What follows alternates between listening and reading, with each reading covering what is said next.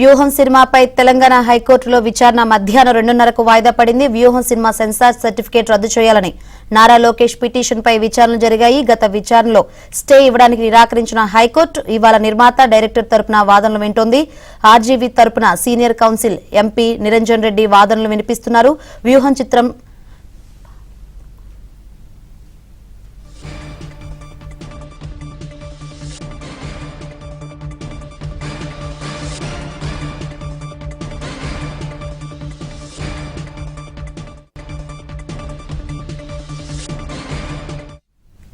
వ్యూహం సినిమాపై తెలంగాణ హైకోర్టులో విచారణ మధ్యాహ్నం 2:30కు వాయిదా పడింది.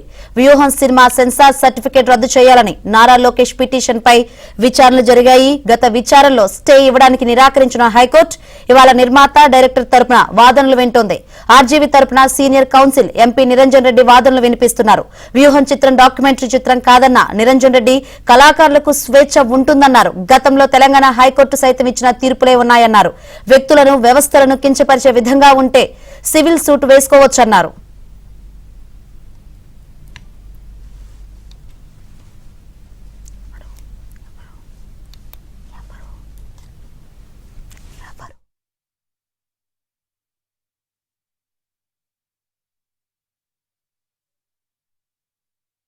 రైట్, వ్యూహం సినిమాపై తెలంగాణ హైకోర్టులో విచారణ మధ్యాహ్నం 2:30కు వాయిదా పడింది. వాదోపవాదాలు ఏ విధంగా జరిగాయో వివరించేందుకు మా ప్రతినిధి ప్రవీణ్ లైవ్ ద్వారా సిద్ధంగా ఉన్నారు.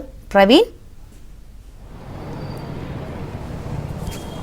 వ్యూహం సినిమాకి సంబంధించి ఇప్పటికే తెలంగాణ హైకోర్టులో దాఖలైనటువంటి పిటిషన్కి సంబంధించి సుదీర్ఘంగా ఈరోజు వాదనలు కూడా కొనసాగినటువంటి పరిస్థితి. ముఖ్యంగా నారా లోకేష్ తరపు న్యాయవాది తన వాదనలు కూడా వినిపించడం జరిగింది.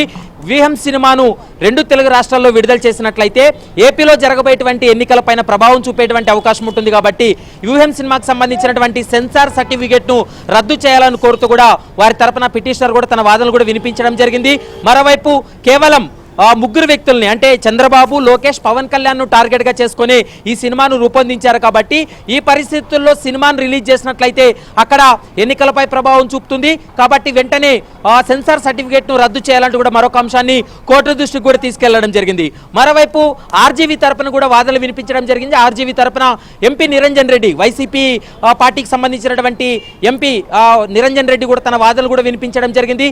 గతంలో సైరా నరసింహారెడ్డికి సంబంధించినటువంటి సినిమాపై కూడా అప్పుడు కూడా ఇలాంటి అభ్యంతరాలు వచ్చినటువంటి సమయంలో తెలంగాణ హైకోర్టు స్పష్టమైనటువంటి ఆదేశాలు ఇచ్చింది కాబట్టి ఈ సినిమాకు ఏదైనా కూడా అభ్యంతరాలు ఉన్నట్లయితే, ఒకవేళ వారిని వ్యక్తిగతంగా కించపరిచేలా సినిమాలు ఉన్నట్లయితే మీరు వెళ్ళి ఖచ్చితంగా పరువు నష్ట దావా కేసులు వేసుకోవచ్చు అంటూ కూడా ఒక అంశాన్ని కోర్టు దృష్టికి కూడా తీసుకురావడం జరిగింది. ఎందుకంటే దీనికి లోకల్ స్టాండీ లేదు కాబట్టి ఎట్టి పరిస్థితుల్లో ఈ సినిమాను నిలుపుదల చేయకుండా చూడాలి.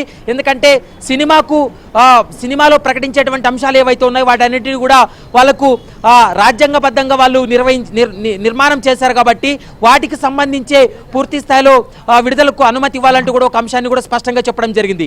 మధ్యాహ్నం 2:30 తర్వాత మరోసారి తమ వాదనలు వినిపించేటువంటి అవకాశం ఉంటుంది. ఇరు వాదనలు విన్న తర్వాత కోర్టు ఎలాంటి నిర్ణయం తీసుకోబోతుంది, వ్యూహం సినిమాకు సంబంధించి ఆర్డర్ ఎలాంటి ఇవ్వబోతుంది అనేది మాత్రం చూడాల్సినటువంటి అవసరం ఉంటుంది. ఒకవేళ ఏదైనా కూడా వాళ్ళకు అభ్యంతరాలు ఉన్నట్లయితే వాటికి సంబంధించి అంటే సివిల్ సూట్ వేసుకోవచ్చు అనేటువంటి అంశాన్ని కూడా నిరంజన్ రెడ్డి తన వాదనలు కూడా వినిపించారు. మరోవైపు నిపుణుల కమిటీ ఎలాంటి అడ్డు చెప్పకుండానే ఒక నివేదిక ఇవ్వడం జరిగింది. మరోవైపు సెన్సార్ బోర్డు కూడా పూర్తి స్థాయిలో సినిమాను పూర్తిగా పరిశీలించిన తర్వాతే సెన్సార్ సర్టిఫికేట్ ఇచ్చారు కాబట్టి సినిమాను విడుదల చేయడానికి అనుమతించాలి.